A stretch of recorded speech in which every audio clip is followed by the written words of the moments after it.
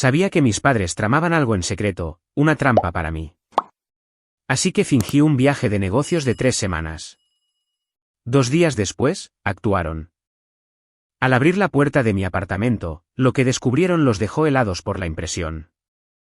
Mi nombre es Elena Ramírez. Tengo 34 años y durante la mayor parte de mi vida, fui la hija que recibía las sobras mientras a mi hermana se lo daban todo en bandeja de plata. Cuando mi abuelo falleció, me dejó su ático en el centro de Chicago, el único lugar que siempre había sentido como mi hogar. Era solo mío. Sin condiciones, sin compartir. Mis padres tramaron su plan en secreto. Yo sabía que me estaban tendiendo una trampa. Entonces fingí decirles que me iba a un viaje de negocios de 3 semanas a Europa. 2 días después, tomaron medidas. Cuando forzaron la puerta de mi ático, descubrieron algo que los dejó paralizados por la conmoción. Todavía recuerdo el momento en que los escuché hablar de ello. Pensaban que yo no estaba, pero oí cada palabra, como esperarían a que me fuera, llamarían a un cerrajero, sacarían mis cosas y venderían el lugar para sacar a mi hermana de sus problemas de dinero. No tenían ni idea de que nunca salí de la ciudad. No tenían ni idea de que los estaba observando. Y definitivamente no tenían ni idea de lo que les esperaba dentro. El día en que me entregaron las llaves del ático pareció surrealista. Me paré en el vestíbulo del edificio en el centro de Chicago, con el sobre del abogado todavía en la mano, y tomé el ascensor hasta el último piso. Cuando las puertas se abrieron, la vista del lago Michigan me golpeó primero, amplia y brillante bajo el sol de la tarde, extendiéndose como si me hubiera esperado todos estos años. El aire del interior tenía ese olor familiar a libros antiguos y madera pulida, el mismo que llenaba el estudio de mi abuelo cada vez que lo visitaba de niña.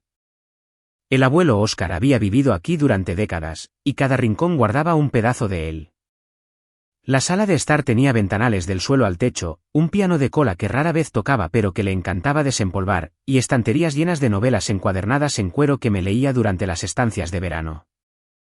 Caminé lentamente por el pasillo, pasando los dedos por las fotos enmarcadas que guardaba, en su mayoría mías, desde retratos escolares incómodos hasta mi graduación universitaria, a la que nadie más de la familia se molestó en asistir.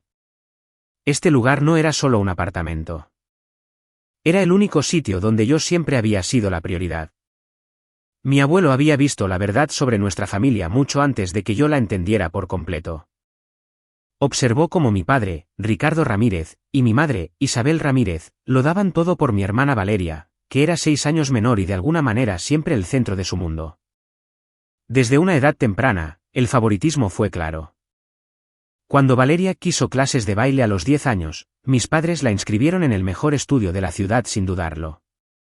Yo tenía 16 entonces y rogaba por fondos para unirme al club de debate, una cuota pequeña en comparación con el entrenamiento privado.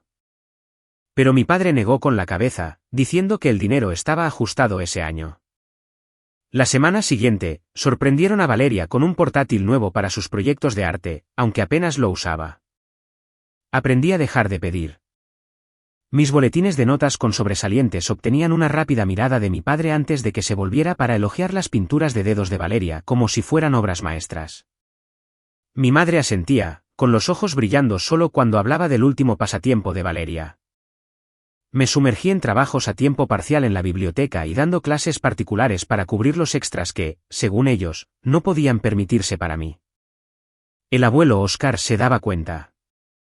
Se colaba en mi habitación con un trozo de tarta o me invitaba al centro los fines de semana en el ático. Allí, me enseñó a jugar al ajedrez en el viejo tablero junto a la ventana, diciéndome que pensara varias jugadas por adelantado y que nunca revelara mi estrategia demasiado pronto. Celebró mis pequeñas victorias, la beca que gané por mi cuenta, las prácticas que conseguí sin contactos, mientras mis padres estaban en el recital o las exposiciones de Valeria. Él sabía que ellos amaban la versión de sí mismos que veían en ella, la creativa, la encantadora que reflejaba sus sueños. En mí, veían el lado práctico e independiente que no querían reconocer. Les asusta, susurró una vez, porque les recuerda sus propias limitaciones. Cuando me gradué de la universidad con honores, trabajando de noche para pagar la matrícula, el abuelo Oscar fue el único en la audiencia. Mis padres enviaron una tarjeta, ocupados con la última aventura de año sabático de Valeria en Europa, financiada íntegramente por ellos. De pie en el ático ahora, dejé mi bolso en el dormitorio principal. El edredón que él había elegido todavía estaba en la cama. Cada detalle se sentía como una prueba de que alguien me había visto de verdad. El limonero que plantó en el balcón hace años había crecido alto, sus ramas pesadas de fruta, incluso en el otoño más fresco de Chicago. Por primera vez, tenía algo sólido que no podían quitarme o redirigir a Valeria. Era seguridad en una ciudad donde el alquiler devoraba la mitad de mi salario, un espacio para respirar. Después de años de apañármelas, me senté en su sillón de lectura junto a la ventana, las luces de la ciudad comenzando a parpadear abajo, y dejé que el silencio me envolviera. Esto no era solo una propiedad, era una validación, un techo elegido para mí sin condiciones. Poco sabía yo lo rápido que mis padres intentarían cambiar eso. Una tarde, pasé por casa de mis padres sin avisar. Llevaba una caja de fotos antiguas del ático, pensando que quizás querrían añadirlas al álbum familiar que parecía girar en torno a la vida de Valeria. Toqué el timbre una vez, pero nadie vino. Así que entré con la llave de repuesto que me habían dado hace mucho tiempo, la que rara vez usaba. La sala de estar estaba a oscuras, con un tenue resplandor de la cocina que me atrajo. Salían voces, bajas e intensas, como si estuvieran discutiendo algo que no querían que se escuchara. Me detuve en el pasillo, con la caja en mis brazos, y escuché. Las palabras de mi padre llegaron primero, agudas y deliberadas. Lo haremos cuando Elena se vaya a Europa por esas 3 semanas, dijo. Es tiempo suficiente para llamar a un cerrajero, sacar sus cosas y poner el ático en el mercado. $1 millón saldará la deuda de la tarjeta de crédito de Valeria y la instalará en un alquiler decente en una mejor parte de la ciudad. Mi madre intervino, su tono más suave pero igualmente resuelto. Es lo mejor. Valeria se está ahogando en esas facturas de sus gastos y de esas vacaciones que se tomó la primavera pasada. Elena tiene su carrera. Puede encontrar algo más pequeño. No podemos ver a Valeria luchar así. La conversación cambió, y luego mencionaron a mi prima, Carla Ramírez. Mi padre sugirió contactarla para que ayudara con la mudanza, ya que era práctica y vivía a un corto trayecto en coche. Carla puede venir y clasificar las cosas de Elena, explicó. Le diremos que Valeria solo está usando el lugar temporalmente para que no haga preguntas. Me quedé allí, el peso de la caja de repente insoportable, mi pulso latiendo en mis oídos. Hablaban como si fuera una solución simple, como reorganizar muebles, no invadir mi hogar y vender lo que el abuelo Oscar me había dejado explícitamente a mí. El plan era claro, esperar a que me fuera, contratar a un cerrajero para entrar, sacar mis posesiones y poner la propiedad a la venta para financiar los agujeros financieros de Valeria. La deuda de Valeria no era una sorpresa. Siempre había sido impulsiva con el dinero, acumulando cargos en ropa y viajes, mientras yo presupuestaba cada centavo. Pero esto era nuevo. Mis padres recurriendo al robo para rescatarla, ignorando los límites legales del testamento. La conmoción me invadió en oleadas, una mezcla de traición e incredulidad que me oprimió el pecho. ¿Cómo podían planear esto a mis espaldas, tratando mi herencia como propiedad familiar para redistribuir? No se trataba solo del dinero. Era el desprecio total por los deseos del abuelo Oscar y mi derecho a lo que me había dado. Retrocedí en silencio, saliendo por la puerta antes de que pudieran descubrirme. El aire fresco de Chicago me golpeó la cara mientras corría hacia mi coche, la caja olvidada en el maletero. El viaje de vuelta pareció interminable, el tráfico avanzando lentamente a lo largo de la orilla del lago, dándome tiempo para procesar los fragmentos de lo que había oído. Para cuando entré en el garaje, el entumecimiento inicial se había convertido en una rabia contenida. Asumieron que estaría al otro lado del océano, ajena a su plan. No contaban con que me quedara. Decidí en ese momento ver si lo llevarían a cabo. Anunciar el viaje sería la prueba. Hacer que sonara convincente. Dejar que creyeran que me había ido y ver qué pasaba. Si llamaban al cerrajero y entraban, tendría una prueba innegable de sus intenciones. El viaje en ascensor pareció más lento de lo habitual, las luces reflejándose en las paredes de espejo. Repetí sus palabras de nuevo, la confianza casual en sus voces. Dolió más de lo que esperaba, confirmando lo que había sospechado durante años. A sus ojos, las necesidades de Valeria siempre iban primero, sin importar el costo para mí. Pero esta vez, no lo dejaría pasar. Estaría preparada, volviendo su plan contra ellos sin una palabra de advertencia. La determinación me tranquilizó mientras abría mi puerta, la quietud del ático acogiéndome como un aliado. En la siguiente reunión familiar, mencioné mi próximo viaje. Era una cena de domingo en casa de mis padres, del tipo que todavía organizaban regularmente, aunque Valeria tenía su propio apartamento. La mesa estaba puesta con el menú habitual de mi madre, pollo asado, puré de patatas y las judías verdes que Valeria siempre pedía. Mi padre se sentó a la cabeza, cortando la carne, mientras mi madre pasaba los platos. Valeria estaba allí, charlando sobre su último proyecto de trabajo, y Carla también se había unido, trayendo una botella de vino, como solía hacer cuando la invitaban a última hora. Esperé a que la conversación se calmara y luego lo saqué a relucir casualmente durante el plato principal. Mi empresa acaba de confirmar una reunión importante con un cliente en Londres, dije, manteniendo un tono ligero.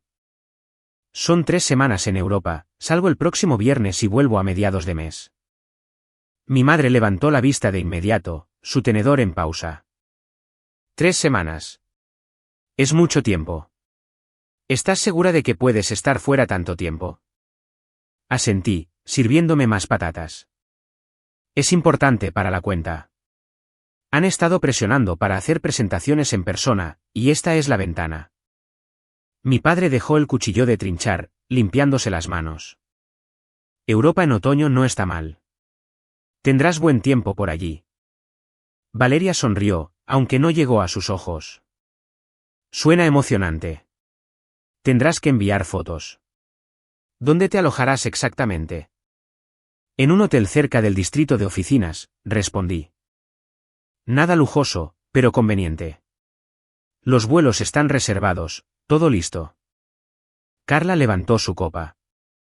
Por los viajes exitosos. Solo no te olvides de nosotros aquí. La conversación pasó a la logística, cómo me las arreglaría con el correo, las plantas en el ático, el sistema de iluminación automático que había instalado. Expliqué que las cerraduras eran inteligentes, controladas por una aplicación, y que la seguridad del edificio era de primera. No es necesario que nadie venga a ver, añadí. El sistema me alerta si algo está mal y el conserje se encarga de los paquetes. Mis padres intercambiaron una mirada rápida, sutil pero evidente. Mi madre preguntó por las plantas de todos modos, mencionando lo seco que podía ponerse el aire. Lo descarté, diciendo que el temporizador del sistema de riego se encargaría de ello. Por dentro, observaba sus reacciones de cerca. Mi padre asentía, preguntando por la hora del vuelo, mientras Valeria hablaba de un amigo que había visitado París recientemente. Carla mantuvo el ambiente ligero con historias de sus propios viajes cortos. Nadie presionó más sobre el acceso o las llaves, y yo no ofrecí ninguna. La cena terminó con el postre, la tarta de manzana de mi madre, la favorita de Valeria. Mientras recogíamos la mesa, mis padres me abrazaron para despedirse, deseándome un buen viaje. Valeria hizo lo mismo, añadiendo un mensaje de texto más tarde esa noche sobre los recuerdos. Carla me saludó desde la entrada, prometiendo ponernos al día cuando volviera. Conduje a casa esa noche con las ventanillas bajadas, el aire fresco de Chicago entrando a raudales. El anuncio había salido exactamente como lo había planeado. Casual, creíble, sin levantar sospechas. Creían que pronto me iría, al otro lado del océano, fuera de su alcance. En lugar de hacer las maletas para Europa, reservé una habitación en un hotel tranquilo a solo unas millas de distancia en el Loop, del tipo que los viajeros de negocios usan para las escalas. Pagué por adelantado, solicité una opción de salida tardía y elegí una habitación con vistas al río, pero sin ninguna conexión con mi nombre en los registros del edificio. Los días siguientes pasaron en un torbellino de correos electrónicos de trabajo y preparativos fingidos. Reenvié mi correo al hotel, configuré respuestas automáticas e incluso compré una pequeña maleta para dejarla visible en el pasillo del ático para que la cámara la captara. Todo parecía normal desde fuera. Para el jueves, me registré en el hotel, conduciendo hasta allí de noche para evitar cualquier encuentro casual. La habitación era sencilla pero cómoda, con un escritorio donde podía monitorear las transmisiones del ático en mi portátil. Me instalé, pedí servicio de habitaciones y observé las luces de la ciudad desde la ventana. La espera comenzó. Tenían 2 días antes de mi vuelo. Tiempo de sobra para hacer su movimiento si iban en serio. Mantuve la aplicación de la cámara abierta, las notificaciones en silencio, lista para lo que viniera. La quietud de la habitación del hotel me dio espacio para pensar en los años que me habían llevado a este punto. Pero aparté esos pensamientos. Se trataba de ver la verdad, no de regodearse en el pasado. Dormí ligeramente esa noche, el zumbido del tráfico de abajo un sonido familiar de Chicago, sabiendo que la verdadera prueba apenas comenzaba. En lugar de dirigirme al aeropuerto, conduje a un hotel a solo unas pocas millas de distancia. El proceso de registro fue rápido, el recepcionista me entregó una tarjeta de acceso sin una segunda mirada. Mi habitación daba al río, el agua oscura bajo el cielo nublado de Chicago. Puse mi portátil en el escritorio, conectado al sistema de seguridad del ático, y comencé a hacer arreglos. Primero vinieron las cámaras. Había investigado opciones semanas antes, eligiendo un conjunto fácil de instalar y totalmente legal en Illinois, ya que era mi propiedad. Volví al ático esa tarde, estacionando en el garaje y tomando el ascensor de servicio para evitar que las cámaras del vestíbulo notaran algo inusual en el interior. La quietud se sentía diferente ahora, cargada de anticipación. Coloqué pequeños dispositivos en la sala de estar, el pasillo y la cocina, discretos, que se mezclaban con la decoración y enviaban una transmisión en vivo a mi teléfono. Probarlos llevó tiempo, ajustando los ángulos para cubrir los puntos de entrada y las áreas principales sin puntos ciegos. La aplicación también permitía audio, capturando un sonido claro junto con el vídeo. Guardé la grabación original de cuando escuché a mis padres, almacenándola de forma segura en una unidad encriptada como evidencia de respaldo. Al anochecer, todo estaba activo. Hice algunas pruebas, caminando por las habitaciones para asegurarme de que las alertas de movimiento funcionaran instantáneamente. Satisfecha, cerré con llave y regresé al hotel, el trayecto corto a través del tráfico de la tarde. El siguiente paso fue más difícil. Llamé a la línea de no emergencia del Departamento de Policía de Chicago, explicando la situación con calma cuando un oficial atendió. Describí la conversación que había escuchado y reproduje la grabación por teléfono. Después de obtener permiso, el oficial escuchó sin interrumpir y luego hizo preguntas sobre la propiedad y mis preocupaciones. Enfaticé el plan de contratar a un cerrajero para una entrada no autorizada, la intención de retirar mis pertenencias y la posible venta sin mi consentimiento. Ofrecí acceso a la transmisión de la cámara en vivo a través de un enlace seguro que el sistema proporcionaba para las fuerzas del orden, junto con marcas de tiempo de cuando esperaba actividad basada en mi partida. El oficial se lo tomó en serio, anotando los detalles y prometiendo tener una unidad lista para responder si se activaban las alertas. Agradecieron el aviso previo y la evidencia, convirtiéndolo en una vigilancia prioritaria en lugar de una llamada en frío. Di mi información de contacto del hotel en caso de que necesitaran localizarme rápidamente. Al colgar, sentí una mezcla de alivio y tensión. Se sentía extraño denunciar a mi propia familia, pero la grabación no dejaba lugar a dudas sobre sus intenciones. No solo estaban hablando, lo estaban organizando paso a paso. De vuelta en la habitación del hotel, pedí la cena al servicio de habitaciones y revisé las transmisiones de nuevo. El ático parecía vacío, las luces con temporizador, dando la apariencia de ocupación. Pensé en los años que me habían llevado a esto. La forma en que los pequeños favores para Valeria siempre se convertían en expectativas más grandes. El sueño llegó a rachas esa noche, el ruido de la ciudad filtrándose por la ventana. Revisé la aplicación varias veces, asegurándome de que la conexión se mantuviera fuerte. La espera era la parte más difícil, sabiendo que podían actuar en cualquier momento. La mañana trajo café del vestíbulo y más monitoreo. Trabajé en archivos de clientes reales para mantenerme ocupada. La rutina me anclaba en medio de la incertidumbre. Cada notificación hacía que mi corazón diera un vuelco, pero eran falsas alarmas, repartidores o mantenimiento del edificio. Revisé el número de informe policial que me dieron, lista para usarlo si era necesario. El oficial me había asegurado que, con la evidencia proporcionada, la respuesta sería rápida ante un intento de allanamiento. Los días se desdibujaron un poco, el hotel se convirtió en una base temporal. Salí a caminar por el sendero del río, despejando mi mente mientras me mantenía lo suficientemente cerca para responder rápido. El aire de otoño traía un escalofrío, las hojas esparciéndose por las aceras. A medida que se acercaba la fecha de partida, me preparé mentalmente para lo que pudiera venir. Las cámaras grababan continuamente, el almacenamiento en la nube respaldaba todo. La grabación de la conversación de mis padres estaba lista para ser compartida de nuevo si era necesario. Sabía que este paso lo cambiaba todo, no habría vuelta atrás una vez que las autoridades se involucraran. Pero después de escuchar su plan expuesto tan claramente, no podía dejar que sucediera sin consecuencias. La determinación tranquila se hizo más fuerte. Ellos habían forzado esta elección, y yo estaba lista para llevarla hasta el final. 2 días después de mi estancia en el hotel, la alerta de la cámara se disparó. La notificación sonó en mi teléfono mientras revisaba correos electrónicos de trabajo en el escritorio. Abrí la aplicación de inmediato, la transmisión en vivo mostraba primero la entrada del edificio, luego cambiaba a la cámara del pasillo cuando se activaba el movimiento. Una furgoneta se detuvo afuera, con el logo de un servicio de cerrajería local. El conductor salió, con la bolsa de herramientas en la mano, y se encontró con mis padres en la puerta. Mi padre le habló, señalando la cerradura, mientras mi madre estaba cerca, mirando a su alrededor como si buscara testigos. Valeria llegó después, llevando cajas vacías de su coche, y Carla apareció poco después, ayudando a descargar más suministros. Se reunieron en el vestíbulo, mi padre explicando algo al cerrajero, quien asintió y los siguió hasta el ascensor. Mi corazón se aceleró cuando la cámara del pasillo los capturó saliendo en mi piso. El cerrajero se arrodilló junto a la puerta, el tintineo de las herramientas mientras trabajaba en la cerradura inteligente.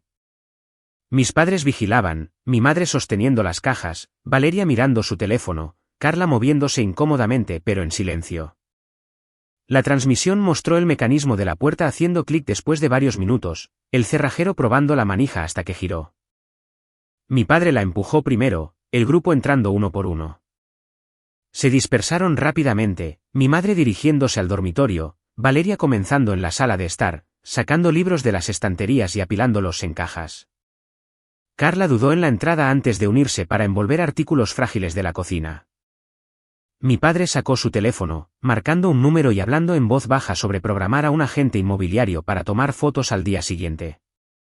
Sí, ya está vacío, dijo. Podemos ponerlo a la venta esta semana. No esperé ni un segundo más. Mis manos temblaban mientras marcaba el número de la policía que había guardado, el oficial de antes respondió al segundo timbre. Describí lo que estaba sucediendo en vivo, la transmisión compartida en tiempo real a través del enlace que había proporcionado antes. Están adentro con un cerrajero que contrataron, dije, entrando para llevarse mis pertenencias. El oficial confirmó que una unidad ya estaba en camino, cerca debido a la alerta previa. Observé la pantalla, el grupo moviéndose eficientemente, Valeria doblando ropa de los cajones en bolsas, Carla empacando utensilios de cocina con movimientos rápidos. Mi madre dirigía desde el dormitorio, señalando artículos para meter en cajas. Los minutos parecieron horas. El cerrajero terminó de reajustar la cerradura desde adentro, probándola de nuevo antes de retroceder. Mi padre le agradeció, entregándole el pago, y el hombre se fue con un asentimiento. Entonces, el ascensor sonó en la transmisión del pasillo. Aparecieron 2 oficiales, con las insignias visibles, acercándose a la puerta abierta. Tocaron firmemente, anunciándose como la policía de Chicago. La cámara interior capturó el momento perfectamente. Mi padre se giró primero, su rostro palideciendo mientras los oficiales entraban. Tenemos un reporte de entrada no autorizada, dijo uno. Retrocedan e identifíquense. A mi madre se le cayó una caja, el contenido esparciéndose por el suelo. Valeria se quedó helada con un suéter en las manos, los ojos muy abiertos. Carla se pegó a la pared, con la boca abierta por la sorpresa. Los oficiales pidieron identificación, explicando que el propietario había informado de un posible allanamiento y había proporcionado pruebas en vivo. Mi padre intentó hablar, alegando acceso familiar, pero la grabación que compartí lo interrumpió, la conversación sobre la contratación del cerrajero se reprodujo claramente. Separaron al grupo para interrogarlos y llamaron al cerrajero como testigo. Los oficiales documentaron la escena, fotografiando las cajas y los artículos desordenados. Mis padres argumentaron que era un malentendido, pero la evidencia se acumulaba en su contra: el cerrajero contratado, las pertenencias empaquetadas, la llamada al agente inmobiliario en altavoz. Valeria comenzó a llorar. Carla parecía pálida y en silencio. Los oficiales emitieron citaciones por allanamiento de morada, explicando la gravedad dada la entrada forzada y la intención de disponer de la propiedad. Lo vi todo desde la habitación del hotel. La transmisión era estable, mi respiración superficial. La conmoción en sus rostros al darse cuenta de que los habían atrapado fue profunda. Mi padre, en silencio por una vez, mi madre cubriéndose la cara. Los oficiales concluyeron, advirtiéndoles que se fueran de inmediato y no regresaran sin permiso. El grupo salió, las cajas abandonadas, el cerrajero negando con la cabeza mientras los seguía. La puerta se cerró detrás de ellos. El ático volvió a estar en silencio. Me recosté, la adrenalina desvaneciéndose en un pesado agotamiento. La línea se había cruzado y no había vuelta atrás. La noticia del informe policial se extendió rápidamente por nuestros círculos de Chicago. La aplicación de residentes del edificio zumbaba con notificaciones esa noche, los vecinos publicando anónimamente sobre un intento de allanamiento en el nivel del ático. Alguien había visto la furgoneta del cerrajero y los coches de policía, y la noticia corrió rápido en una comunidad donde se valoraba la privacidad pero prosperaban los chismes. Por la mañana, aparecieron mensajes en Nextdoor, especulando sobre disputas familiares y advirtiendo a otros que revisaran sus cerraduras. Me quedé en el hotel, monitoreando desde lejos mientras la historia crecía. Amigos del trabajo me escribieron preguntando si todo estaba bien después de escuchar rumores. Mantuve las respuestas cortas, diciendo que era un malentendido que se estaba manejando legalmente. El impacto golpeó más fuerte a Valeria. Su empresa, una firma de marketing de tamaño mediano en el Loop, tenía una política estricta sobre la conducta personal que afectaba a la marca. Los susurros comenzaron en su oficina, sus colegas viendo el informe público vinculado a su nombre, cuestionando su juicio. Su gerente la llamó a una reunión, expresando preocupación por la percepción del cliente. En una semana, la despidieron, citando reestructuración pero dejando claro que el incidente había jugado un papel. Mis padres reaccionaron con furia, al principio llamando a mi teléfono repetidamente hasta que bloqueé sus números temporalmente. Contrataron a un abogado, presentando una demanda civil para impugnar el testamento, alegando que el abuelo Oscar había sido influenciado o carecía de capacidad al firmarlo. Los documentos llegaron a mi hotel, exigiéndome que compareciera para una declaración. Consulté a mi propia abogada, la que había manejado la sucesión. Revisó los documentos y negó con la cabeza durante nuestra reunión en un café tranquilo del centro. El testamento era blindado, notariado, presenciado por profesionales médicos que confirmaban su sano juicio, sin ambigüedades en el lenguaje, dejándome el ático solo a mí. Las fechas de la corte llegaron y pasaron durante las siguientes semanas. El abogado de mis padres presionó para el descubrimiento, solicitando registros financieros y declaraciones familiares, pero la evidencia respaldaba la validez del testamento. Carla proporcionó una declaración, admitiendo que le habían pedido ayuda para mover artículos, pero que no sabía sobre el cerrajero o el plan de venta. Su testimonio debilitó aún más su caso. El juez falló rápidamente en las audiencias preliminares, desestimando las reclamaciones de influencia indebida por falta de pruebas. Los costos se acumularon para mis padres, los honorarios legales sumaron $10,000 que no habían anticipado. La naturaleza pública de la demanda solo alimentó más la discusión en línea, con vecinos y conocidos lejanos opinando en las redes sociales. Valeria luchaba por encontrar un nuevo trabajo. Su currículum estaba manchado por la asociación. Se mudó de nuevo con mis padres temporalmente. La ayuda financiera que planeaban ahora se había invertido. Mi padre dejó de asistir a sus eventos comunitarios habituales, mi madre evitaba las reuniones sociales donde pudieran surgir preguntas. Una tarde, llegó un mensaje de Carla. Se disculpó por haberse involucrado, explicando que había creído que era un préstamo temporal para el beneficio de Valeria. Escribió que ver a la policía lo cambió todo para ella, haciéndole darse cuenta de lo lejos que habían llegado las cosas. Preguntó si podíamos hablar, con la esperanza de hacer las paces. Lo leí varias veces en la habitación del hotel, el zumbido del tráfico de la ciudad abajo. Las palabras eran sinceras, pero el dolor era profundo. Respondí cortésmente, agradeciéndole la disculpa, pero diciendo que necesitaba espacio y no estaba lista para reconectar. No fue duro, solo firme, el límite que tenía que establecer. La demanda se prolongó un poco más, pero el resultado era inevitable. La audiencia final confirmó la ejecución del testamento, ordenando a mis padres pagar las costas judiciales además de sus propios gastos. No hubo apelación. La evidencia era demasiado sólida. Las consecuencias se establecieron en una nueva normalidad. Las conversaciones en nuestros círculos familiares extendidos cambiaron. Algunos parientes se distanciaron de mis padres. Valeria se centró en reconstruir en silencio, aceptando trabajos freelance mientras vivía en casa. Extendí mi estancia en el hotel brevemente, dando tiempo para que el polvo se asentara antes de regresar al ático. Las cerraduras se habían cambiado de nuevo.